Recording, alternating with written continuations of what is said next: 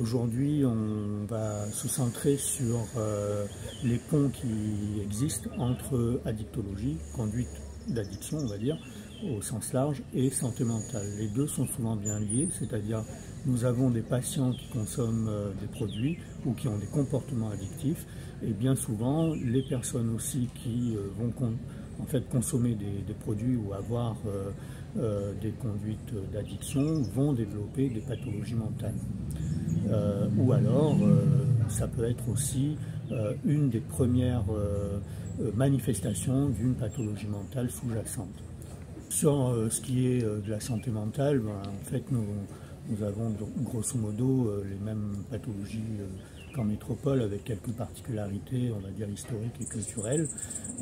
Et puis, en ce qui concerne les addictions, effectivement, la Réunion ayant étant toujours productrice d'alcool, il y a tout un volet alcoolologie très important à La Réunion.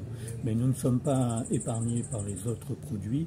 Le cannabis, là maintenant vous en avez entendu parler, il y a de plus en plus de cocaïne ou d'autres produits illicites qui arrivent à La Réunion et qui sont consommés et qui sont à l'origine de troubles de la santé mentale et de la santé au sens large.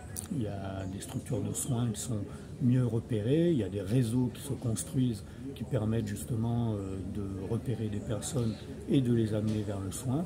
Mais à côté de ça, comme je le disais juste avant, il y a aussi des comportements qui sont majorés, par exemple, avec on va dire l'augmentation des flux qui peuvent exister entre La Réunion et le reste du monde. Aujourd'hui, on va dire les vols sont démocratisés. Il y a des gens qui vont venir faire rentrer des produits illicites. Et puis vous savez aussi qu'il y a du côté de la côte Est un réseau avec l'île Maurice, avec des produits qui partent de La Réunion, mais probablement aussi des produits qui rentrent sur cette côte un peu moins bien surveillée.